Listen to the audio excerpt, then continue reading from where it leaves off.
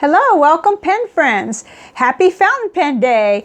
Making this video as a way to celebrate and reflect on, well, 5 years back in the fountain pen hobby. And so this is going to be 10 things that I love about the fountain pen hobby. But in case you hadn't really known about Fountain Pen Day, it's been going on since 2012, and it is the first Friday of each November. So it's just a way to celebrate and spread the word about the hobby. And a lot of vendors and companies have sales and things like that. But I just wanted to reflect on some of the aspects that I love the most about the hobby. And I thought it might be fun and kind of slow me down and get me thinking deeper. So the first one is, it should be obvious, I think. I think everybody probably thinks this way. It's the people. It's the community. It just blew me away when I first came into the fountain pen hobby again.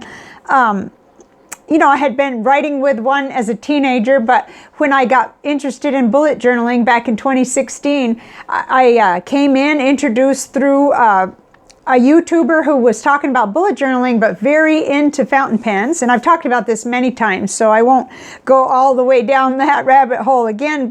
And then on to discovering that one of the major retailers had all this education, and now many of them do.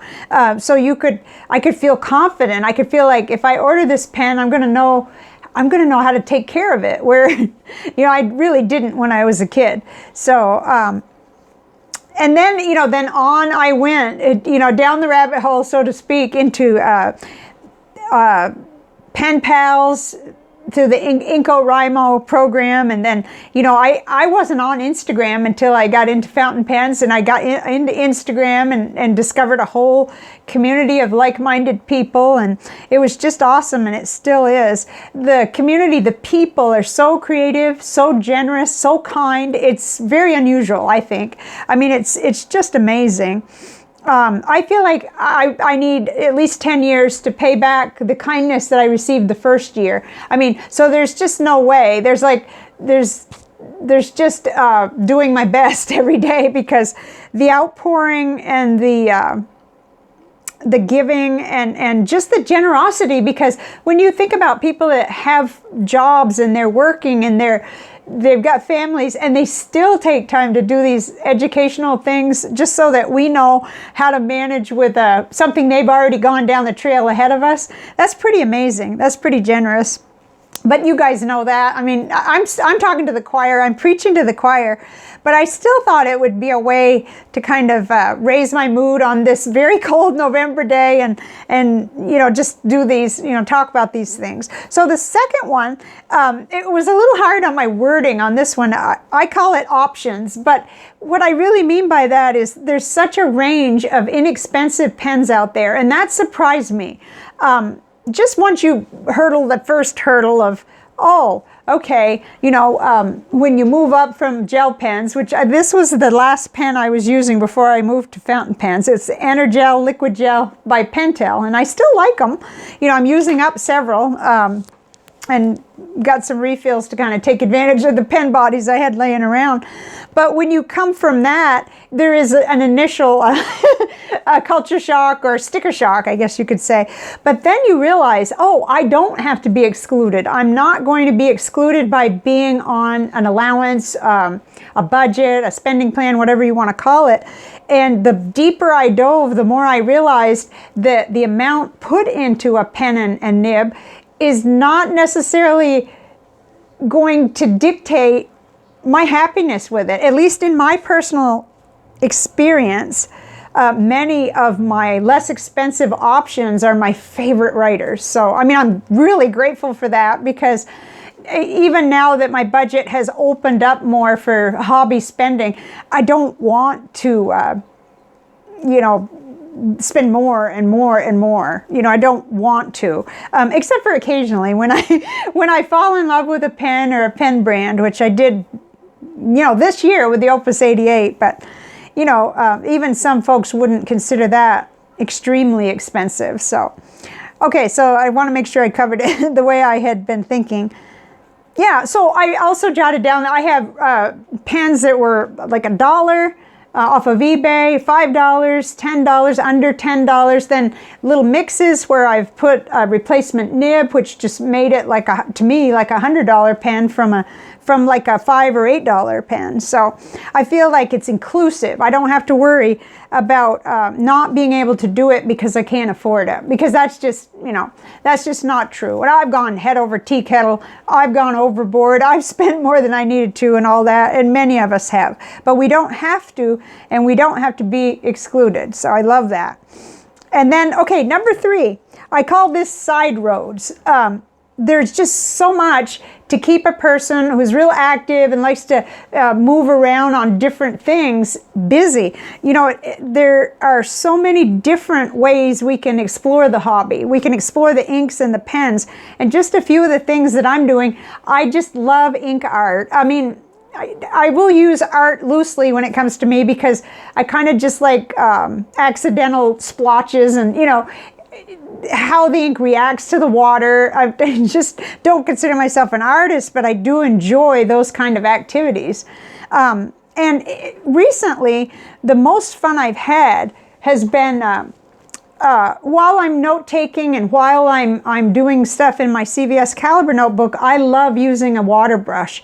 That has just amazed me, because you know how you'll be studying a subject, and for one thing, you want to draw your attention to your notes, and so I'll make boxes around, and then I'll smear the ink with this. And someone on Instagram just urged all of us to, I wish I could remember who it was, to use a water brush with their fountain pens if you hadn't tried it, and it is a lot of fun. Even on those value notebooks, the CVS Caliber, it's a lot of fun.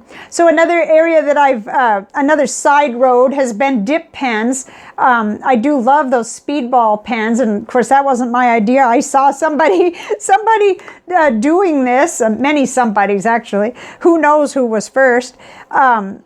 And so I could do all kinds of fun things with that, and it reminded me of art class from when I was in high school. And then glass nib pens. I have, what do I have, 2? I think I have only 2, but it doesn't matter. The little Moon Man one that has a screw to post, that's a lot of fun. And I could spend all day just doing that. So, and then I won one in a contest from Inky Rocks. So there's all kinds of little ways that we can, when we get those moments to unwind and de-stress and have a good time, there's lots of options. I mean, I wrote down and I underlined, never will get boring. And I really believe that. It really is boring. I'm more likely to overwhelm myself than I am to get bored. So number 4, okay, this is important to me. It slows me down. So this I'm mainly referring to when I write. When I write slower, and you kind of have to write a little bit slower with fountain pens. Not always, but it does create more of an intentional and a slow process for me. And I feel like after I've written a couple pages into a pen pal letter or a journal entry, I start to feel like I've settled into a better state in my brain. And that's priceless. You can't buy that. So you really can't. So that is just something that I've noticed that I love. There's just something about the pen to paper, and I'm big on typing too. I love to do all kinds of stuff on my computer, but I need the analog. I need the writing with an actual writing instrument. So number 5. Okay, this came to mind really quick. In fact, these are kind of scrambled. Once you get past the people, which is number 1, the community, they're kind of scrambled. But number 5 is the small and medium businesses that we get to support, which is like each of us supporting each of us, because so many people are makers. They're making stickers, they're making the rubber stamp type things, they're making, and some of the bigger to medium size, making pen sleeves and pen cases. The creativity is just on fire. And it has been, and it's only gotten more and more in the 5 years I've been back in the hobby. But it feels good to support small makers, and I'm including YouTubers in that, because I love to go and watch people that are either starting their channels or, in fact, right now I'm having trouble, I have to almost schedule myself and try to bounce around a little because I want to see everything, and there's just not enough time in the day. There are more creators and ink explorers, but it's a lot of fun. And again, you'll never run out of content. You'll never really run out. So isn't that cool? I think it is. So number 6, and it's, like I said, it's not necessarily in order because ink is a high priority in my life. I just really love ink.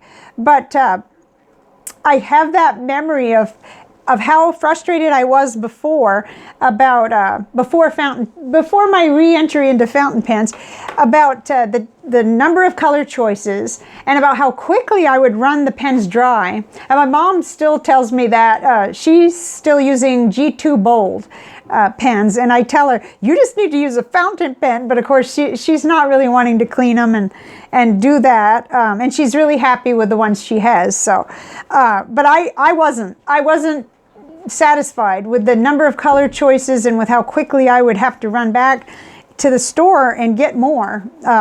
Well, the pandemic, for the last couple of years, I've been ordering more online, so I've gotten past, thinking that I have to get everything in person. But ink is really big to me. In fact, I have overwhelmed myself with ink samples. I'm not complaining about my bottled inks, because even though I have what one would say too many and probably a lifetime supply, it's the samples that I've overwhelmed myself with a lot of ink abling from my friends. So just trying not to bring in any more ink samples until I really, really enjoy and utilize what I have.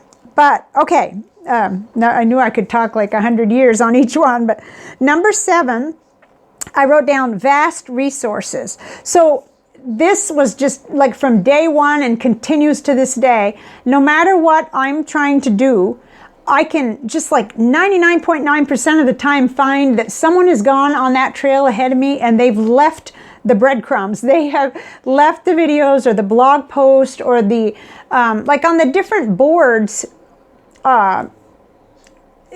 when you do a Google search and you just plain ask a question, you're directed to so many places, and so many times I can find an answer. And that, I just love that. Of course, that's internet in general, but the fountain pen people definitely are good at leaving trails, and wanting to help someone make a shortcut. So the resources are just amazing. I want to make sure I don't forget anything that I wrote down about that. Okay, I wrote down that you're just limited by how much time you want to put in to studying and practicing, whatever it might be. Like the first time I broke down my TWSBI Mini, I was probably shaking, but it went so well because I found someone that had done this and done it very well and easily.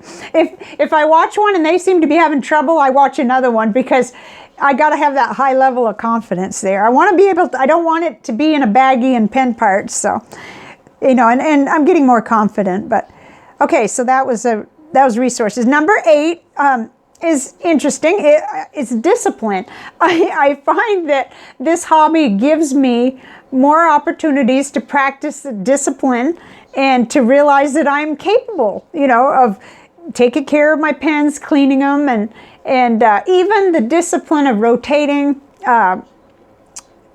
my pens, and I'm working on the discipline of regularly uploading videos. I tend to be very sporadic.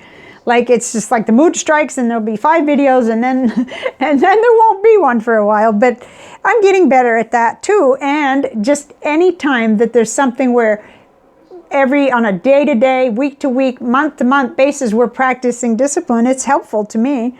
I'm just telling on myself here. But okay, number 9, I wrote inky challenges and writing prompts and community projects. So I really love that option.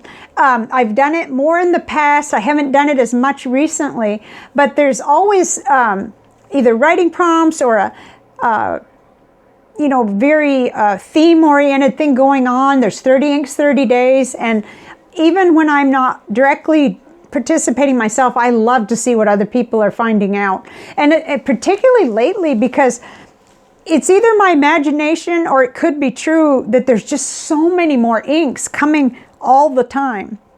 I always felt that way about pens, but over the past 2 years, it seems like the ink world really exploded. Or it could be that I just kept having my awareness expand of the different brands and realizing that it at times it seems silly to have a ink swatch file because there's just so many, but it isn't silly because it starts me comparing and realizing, you know, where an ink falls. But I just, like recently I realized I don't have a desire to have 800 green swatches, you know. Maybe in the beginning I naively thought that I was going to have most of the color group represented, but I know better now.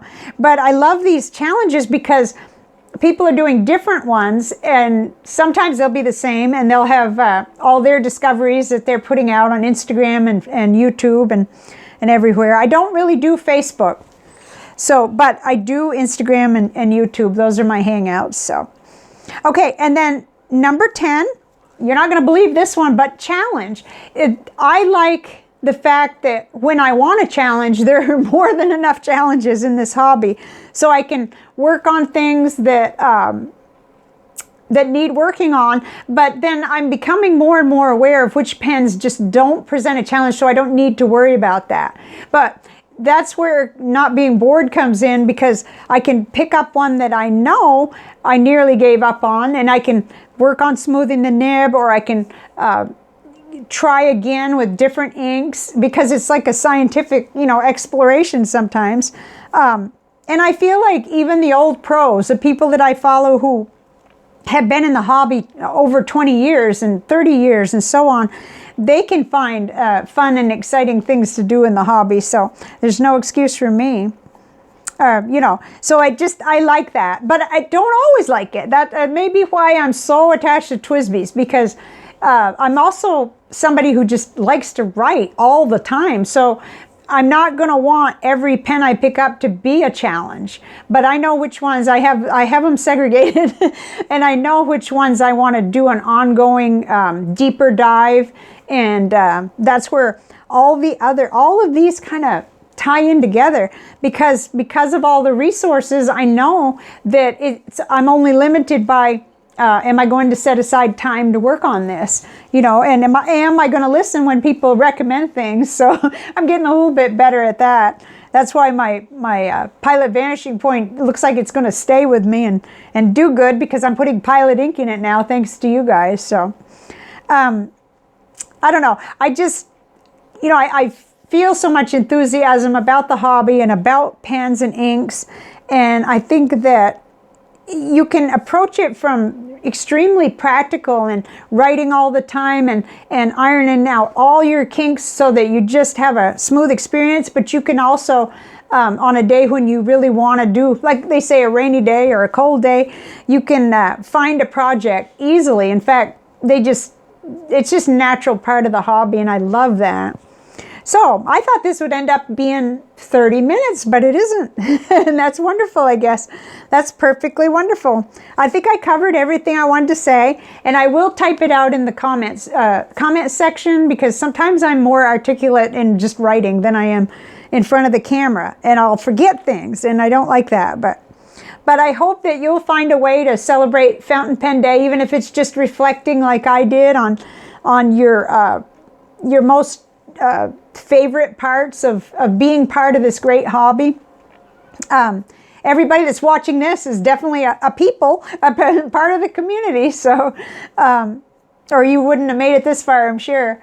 So have a great day, and hopefully this will get aired where it hasn't already passed for some countries, but I get royally confused about time zones around the world. So I'm just going to try to hit it somewhere where it's 5 o'clock somewhere, I guess is the name of the song, but it's Fountain Pen Day somewhere. So have a great one, and do enjoy it, and on any level and any way that you can, and spread the fever, the virus, whatever you want to call it. Oh gosh, I hope it doesn't take 3 hours for them to approve this video. So I better stop talking now. Thank you very much for watching, and do take care. Bye for now.